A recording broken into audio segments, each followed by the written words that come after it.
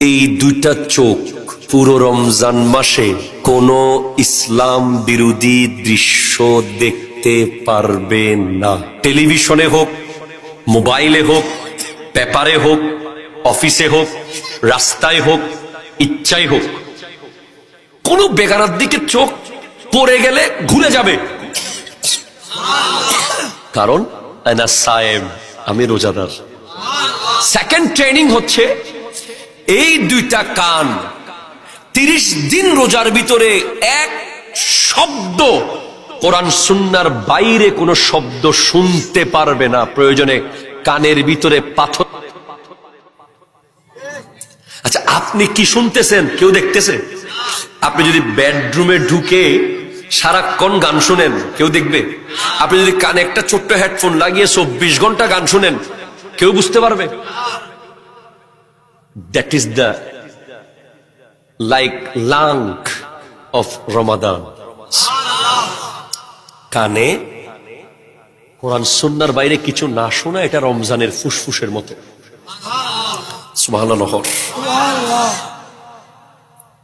এরপর নাক, ট্রেনিং নম্বর 3, নাকে কোন ধরনের কোরআন সুন্নাহর বাইরে কোনো কিছুর খুশবু নিতে পারবে না।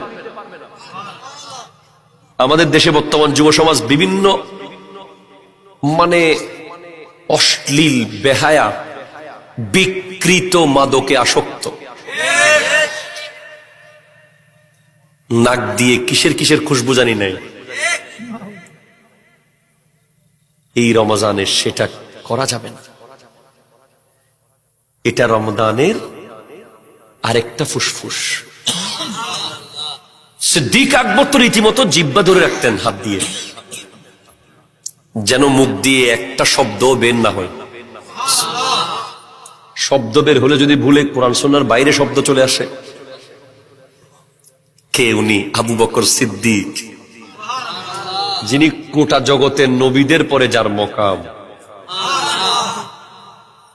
আফজালুল বাশার বাদাল আম্বিয়া, আফজালুন নাস বাদাল আম্বিয়া, যিনি দুনিয়াতে দাঁড়িয়ে বহুবার আমার নবীর থেকে জান্নাত নিয়েছেন। জান্নাত আমরা দিতে পারবো না, নবী দিতে পারবে। ঠিক কিনা? জোরে কথা বলেন না। উনি জিহ্বা ধরে রাখতেন যাতে মুখ দিয়ে কথা বের না হয়। আপনি কি করবেন বলেন? আপনার আমার কি করা উচিত? 30 দিন রমজানে একটা শব্দ, গীবত, চুগলি, গালি, কোরআন সুন্নাহর বাইরে একটা ওয়ার্ড বের করার কোন সুযোগ, যদি বলেন কোন